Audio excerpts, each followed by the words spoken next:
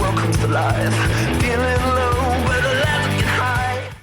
बहुत लोगों को लगता है कि फूड ब्लॉगिंग काफ़ी आसान होती है। लोगों को लगता है कि उन्हें सिर्फ मोबाइल फ़ोन से खाने की डिशेस की या स्ट्रीट फूड की अच्छी फोटोज और अच्छी वीडियोस बनानी है और इसे अलग अलग सोशल मीडिया साइट पर पोस्ट कर देना है। पर असल में फूड ब्लॉगिंग इतनी आसान नहीं होती। आखिर फूड ब्लॉगिंग होती क्या है, किस तरह से की जाती है, और ऐसे कई सवालों का जवाब देने के लिए आज हमारे स्टूडियो में मौजूद है गर्ली एंड ग्लूटनी पेज की admin Twinkle. Hello Twinkle, welcome to our show. Thank you. सबसे पहले तो आप ये बताइए कि गर्ली एंड ग्लूटनी क्यों, मतलब इस नाम की आइडिया आपको कहाँ से आई है? मैंने इंजीनियरिंग की हुई है वाईसीसी मैकेनिकल से, और मैकेनिकल अगर बोला जाए किसी लड़की के लिए तो लड़के मतलब अज्यूम किया जाता है कि लड़की एकदम लड़कों जैसे ही बन जाएगी एंड में। तो लेकिन मैं अपने डिपार्टमेंट में बहुत गर्ली थी, मतलब मुझे मेरे नेल्स बढ़ाना और हमेशा प्रेजेंटेबल रहना ये बहुत मैटर करता था मेरे लिए। तो हर कोई मुझे तभी भी डिपार्टमेंट में ये कितनी गर्ली है, ये कितनी गर्ली है ऐसा बोलते थे।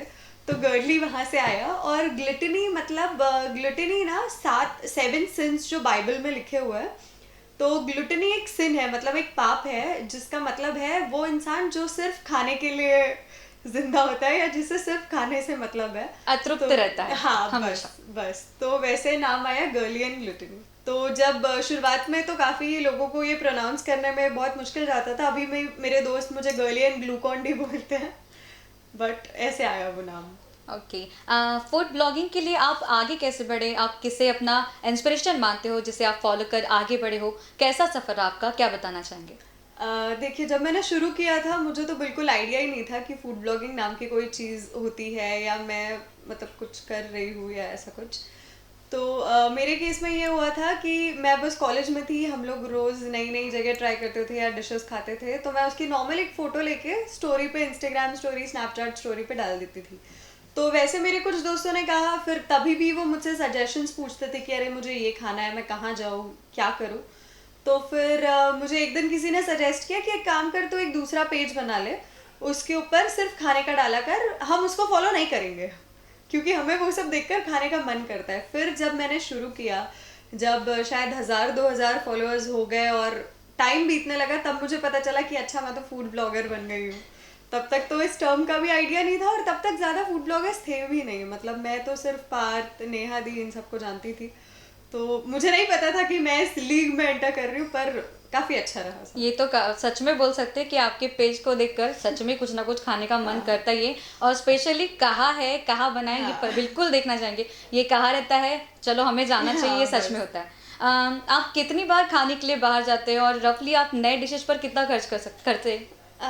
तो देखो, हम लोग पोस्ट हर रोज करते हैं। आप मुझे फॉलो करते हैं, आपको पता है कि दिन में 2 बार मैं पोस्ट करती हूँ, लेकिन इसका ये मतलब नहीं है कि मैं रोज दिन में 2 बार कुछ नया खा रही हूँ या ऐसा कुछ। हम जब भी कोई जगह जाते हैं, समझ लो हफ्ते में 2 बार चले गए, 3 बार गए, जितने भी बार गए, तो उतने बार में हम हर अलग अलग डिश का एक वीडियो ले लेंगे, फोटो ले लेंगे, जो हम कंटेंट डालते रहते हैं। फिर मतलब कंसिस्टेंट होना बहुत ज़रूरी है वैसे भी किसी ग्रोथ के लिए। और अगर नई डिश कोई आप बोलो कितना स्पेंड कर सकते हो, तो रफली 3 to 400 में भी, तो उतना एक डिश के पीछे तो चला ही जाता है, अच्छी कोई डिश हो तो। ओके, फूड ब्लॉगर होने के बारे में सबसे अच्छी और बुरी बात क्या है? अच्छा, सबसे अच्छी बात यह है कि जहाँ जाओ लोग आपको जानते हैं। मतलब मैं जब कॉलेज में थी तो मैं बस ऐसे पास करती थी तो आने वाला हर कोई स्माइल देके जाता था। मैं उससे किसी को नहीं जानती थी, बट वो सब मुझे जानते थे, तो वो काफ़ी अच्छा लगता था। मतलब वो मतलब लोग आपके नाम से अब पहचानने लग गए। हाँ, ट्विंकल से ज़्यादा लोग गर्ली एंड ग्लुटनी को जानते हैं। ट्विंकल शायद लोग कम ही जानते होंगे, पर गर्ली एंड ग्लुटनी को लोग जानते हैं। और उसके बाद बुरी बात यह है कि पहले मैं अपने शौक के लिए खाती थी कि चलो आज कुछ खाने का मन कर रहा है तो आज वो खाना है। अभी ऑर्डर करना है तो कौन सी डिश सबसे अच्छी दिखती है, कौन सी डिश का सबसे अच्छा वीडियो आएगा, ये सब सोच के ऑर्डर करना पड़ता है। तो अब वो काम हो गया है, लेकिन जब शौक था तब ज़्यादा मज़ा आती थी शायद। कभी ऐसा हुआ हो कि आपकी बनाई कोई डिश किसी को पसंद नहीं आई हो, तो तब आपने क्या किया? नहीं, ऐसा मैं पहली चीज़ तो बनाती नहीं दूसरों के लिए। ओके। तो लेकिन अभी लॉकडाउन घर में भी कभी सब, किसी के लिए बनाते हो क्या आप? बस अभी लॉकडाउन में सबने धीरे धीरे ट्राई किया बनाने का, तो ऐसा किसी ने अब तक खराब तो नहीं बोला है थैंकफुली। खा ही नहीं होगी लेकिन कुछ कम ज्यादा तो होता ही होगा। हाँ, तो बस ठीक है, मेरा काम है खाना बनाना, मैं अपना जॉनरा नहीं बोलूंगी वैसे भी। तो मैं खा अच्छे से सकती हूँ, आप बनाओ मैं बिल्कुल क्रिटिसाइज, हाँ ये कम है ये ज्यादा है, खुद बनाने के लिए मुझसे ना ही बोलो तो बेहतर होगा। मैं आपसे एक बार और जानना चाहती हूँ कि ऐसा कोई किस्सा जिसमें आपकी फूड ब्लॉगिंग से कभी किसी को सोशली कोई हेल्प हुई हो? फॉर एग्जाम्पल जैसे काफ़ी सारे स्ट्रीट फूड वेंडर्स हैं सिटी में, हाँ। और उनमें से कुछ लोगों का बहुत नाम हो गया बिकॉज हमने पोस्ट किया या मेरे जो बाकी ब्लॉगर फ्रेंड्स हैं उन सब ने पोस्ट किया। तो जब भी आप वहाँ पर जाओ ना अब भी वापस, तो वो बोलते हैं कि मैडम आपके वजह से हमारा घर चल रहा है, and I think that is the best thing I could hear. बिल्कुल बोल सकते हैं ऐसा। बिल्कुल। और दूसरी चीज़ ये है कि अभी जब कोविड बहुत पीक पे था और सब लोग मतलब लीड्स जनरेट कर रहे थे कि कहाँ मिलेगा, कहाँ कौन सी मेडिसिन मिलेगी, कहाँ बेड्स अवेलेबल है, तो वो टाइम पे भी मैंने थोड़ा बहुत मतलब जितना मैं अपने साइड से सिर्फ स्टोरीज डाल सकती थी या थोड़ी बहुत जितनी कोशिश कर सकती थी मैंने उतनी की है। मतलब आपने कोरोना के टाइम में बहुत हाँ, लोगों को हेल्प किया, बहुत हाँ। अच्छी बात है ये। कभी कोई ऐसा होता है हो जब आपके व्यूवर से आपको हेट कमेंट आए होंगे, तब उस सिचुएशन में आपने उनको कैसे टैकल किया? सबसे कॉमन कमेंट तो ये होता है कि कितना खाओगी, फट जाओगी, मोटी हो गई हो, ये हो गया है। पर ठीक है, अब मैं ये एक्सपेक्ट नहीं कर सकती कि हर कोई जो भी मुझे फॉलो कर रहा है या जो नहीं कर रहा है, मतलब बिकॉज हमारा कंटेंट कभी कभी एक्सप्लोर पेज में चला जाता है और लोग हमें फॉलो नहीं कर रहे होते और वो देखते हैं कि बाप रे ये इतना सारा खाना अकेले खाएगी क्या। ये तो पहली चीज़ सच नहीं होता है। जितना खाना अगर आपको बहुत सारी डिशेस दिख रही है, ये ह्यूमनली पॉसिबल ही नहीं है कि वो सब मैं अकेले खाऊं। तो हम सब शेयर करते हैं, पर मैं ये हर किसी से एक्सपेक्ट नहीं कर सकती ना कि वो उस टर्म को समझे कि अच्छा नहीं ये फूड ब्लॉगर है तो इनका काम है खाना, तो अवॉइड करना बेस्ट होता है। कुछ कुछ हेटर्स होता है जो बहुत जिद्दी होता है, एक आईडी डिलीट करने के बाद दूसरी बनाएंगे, तीसरी बनाएंगे, पर ठीक है अगर मैं इतना सेलिब्रिटी फील्स उनको दे रही हूँ तो इट्स ओके। ये तो बहुत अच्छी बात है, इग्नोर कर दो यार उनको हाँ, बस। क्योंकि उनके पास कोई काम नहीं है ना, हमें डिस्करेज होकर उससे कुछ नहीं मिलेगा। बिल्कुल। कोई ऐसी डिश जो बहुत फेमस हो या आपको बहुत पसंद हो और आप उस पर ब्लॉगिंग कर अपने फॉलोअर्स तक पहुंचाना चाहते हो, वो नागपुर के बाहर की भी कोई भी ऐसी डिश?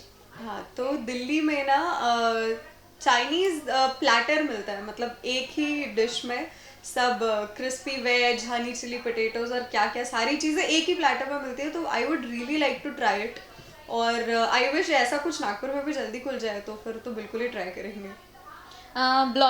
ब्लॉगिंग के स्टार्ट से लेकर अब तक ऐसी कोई मेमोरी जिससे आपको मोटिवेशन मिला हो आपके काम के लिए, जो आप हमारी ऑडियंस के साथ शेयर करना चाहते हो?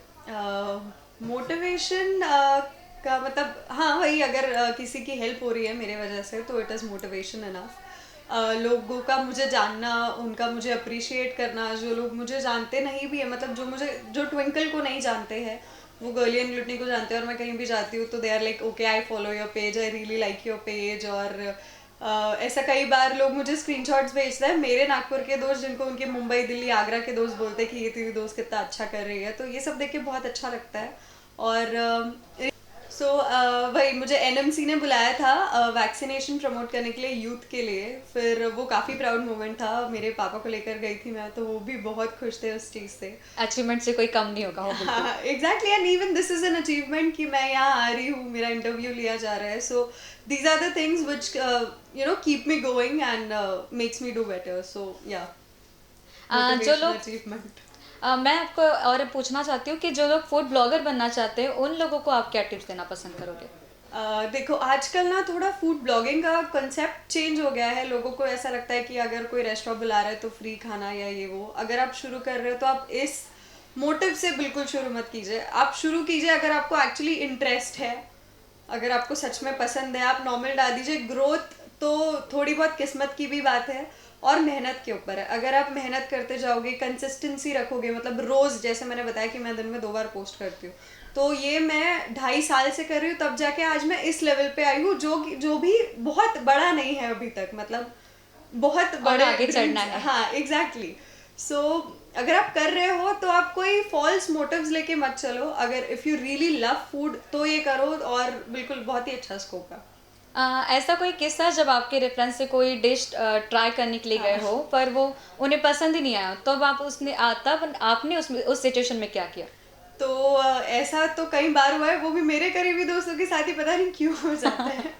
तो बस मैं उस रेस्टोरेंट को इन्फॉर्म करती हूँ कि ये लोग आए थे और ये वो देखो कैसा होता है ना, हो सकता है मैं गई हूँ तो उस दिन सब चीज़ें अवेलेबल हो या सब मतलब अच्छा हो, हाँ। और जिस दिन ये लोग गए हो तो वहाँ पे रश हो या कुछ उनका एम्प्लॉय नहीं हो जो हमेशा बनाता है, या कुछ भी इंग्रेडिएंट या कुछ भी, मतलब not every day is a good day, है ना। तो हो सकता है उस रेस्टोरेंट का उस दिन बैड डे हो या ये वो, बट मैं हमेशा ये कोशिश करती हूँ अगर मेरे कोई फ्रेंड को पसंद नहीं आया और वो चीज़ अगर मुझे जेन्युइनली पसंद है तो ही मैं डालूंगी, तो वो चीज़ अच्छी होगी इसलिए मैंने रेफर किया होगा, तो मैं उनको बोलती हूँ कि एक और बार चलना, मेरे साथ चल लेना, मैं खिला दूंगी, पक्का अच्छा लगेगा। और ये बात तो अच्छी है, मैं तो बोलती हूँ मैं भी आ जाऊंगी नेक्स्ट टाइम, मैं बोल दूँ कि मुझे पसंद नहीं है बट आगे आपके साथ आ ही जाऊंगी एक बार। ठीक है। और रेस्टोरेंट को भी मतलब बता देते हैं कि अच्छा ये पर्टिकुलर आए थे, इनको नहीं पसंद आया, ताकि वो चीज़ को ओवरकम कर सके और बेटर सर्व कर सके। बिल्कुल। फूड ब्लॉगिंग के अलावा आप और क्या करते हो, और या इसमें ही आप आगे अपना करियर बढ़ाना चाहते हो? फूड ब्लॉगिंग मैंने फूड के पैशन से शुरू किया था। No doubt it is the best thing happening to me, मतलब जो I am really sorry to say this, मेरी इंजीनियरिंग की डिग्री मुझे यहाँ नहीं बिठा सकती थी, but food blogging made it for me. और मैं फ़िलहाल हमने हमारा स्टार्टअप लॉन्च किया है, 2 स्टार्टअप्स है, एक है स्पेक्ट्रम द डार्ट को, जिसमें ई कॉमर्स वेबसाइट है, मतलब मैं और मेरी टीम, इट्स नॉट अलोन मी, और एक है सोशल कर जिसमें हम लोग डिजिटल मार्केटिंग करते हैं। अच्छा। तो ये बेसिकली गर्ली एंड ग्लूटनी के बाद ही आइडिया आया कि मतलब इतना जो ऑडियंस बेस बना लिया है अब उसको यूटिलाइज करने का टाइम आया है टेक्निकली। ओके। तो बस वही कर रहे हैं, इसमें करियर बनाएंगे। अच्छी बात है। आपके पेरेंट्स और फ्रेंड्स का आपके फूड ब्लॉगिंग का लेकर कैसा रिस्पॉन्स है? अच्छा ही है मतलब फ्रेंड्स तो वो लोग शो ऑफ करते हैं कभी कभी कि हाँ हाँ ट्विंकल तो मेरी दोस्त है, ये सब। अच्छा। और पेरेंट्स को भी अच्छा लगता है अगर ऐसी कोई अचीवमेंट्स उनके सामने आए, मतलब उनको भी डेफिनेटली प्राउड फील होता है, ऐसा कुछ होता है तो, या अगर उनके फ्रेंड्स के बच्चे बोलते हैं कि हाँ ट्विंकल दीदी तो हमारी फेवरेट है, हम ट्विंकल दीदी को देखते रहते हैं, या कभी न्यूज़पेपर में आ गए, कभी रेडियो पे आ गए, अब तो शायद टीवी पे आएंगे। सो उनको भी काफ़ी अच्छा लगता है, मतलब किस पेरेंट को उनके बच्चे की ग्रोथ नहीं पसंद है, and what better than this. बिल्कुल। जाते जाते हम आपसे पूछना चाहते हैं कि तर्री पोहा, पाटवड़ी और पकोड़े छोड़कर आप नागपुर में आए नए लोगों को, यानी आपके नए व्यूवर्स को कौन से नए डिशेस ट्राई करने के लिए बताओगे? मैं तो बोलती हूँ ये तरी पोहा पाटोड़ी, नो डाउट ये बेस्ट चीज़ है नागपुर की, पर और बहुत सारी चीज़ें मिलती है गाइस नागपुर में, मतलब ऐसा नहीं है कि सिर्फ यही 2 चीज़ें अगर आप नागपुर आए हो ये खा लिया हो गया, बहुत सारी, मतलब नागपुर में इनफैक्ट एशियन फूड अच्छा मिलता है अगर आपको गौरमे फूड पसंद है तो, फिर स्ट्रीट फूड काफ़ी अच्छा है, मतलब हर चीज़ मिलती है यार अभी तो नागपुर में। तो ऐसा कुछ नहीं है कि तर्री पोहा और साउजी पे ही रहना है, काफ़ी चीज़ें मिल जाएगी खाने के लिए। आप बिल्कुल गर्ली एंड ग्लूटनी को फॉलो करो, हर अपडेट आपको मिल जाएगा। अब तक हमने जितना फूड ब्लॉगिंग के बारे में सुना था या इससे जुड़े कितने भी सवाल हमारे दिमाग में थे, उन सभी सवालों के जवाब ट्विंकल ने हमें दिए हैं, एंड आई होप ये हमारे व्यूवर्स को जरूर अच्छा लगा होगा। हमारी बातों का सिलसिला यूं ही जारी रहेगा, पर फिलहाल अब वक्त हो चला है आपसे विदा लेने का। तब तक के लिए देखते रहिए बेसन न्यूज़। नमस्कार। Thank you.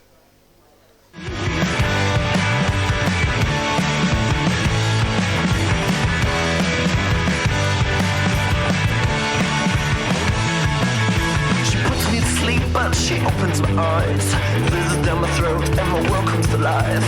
Feeling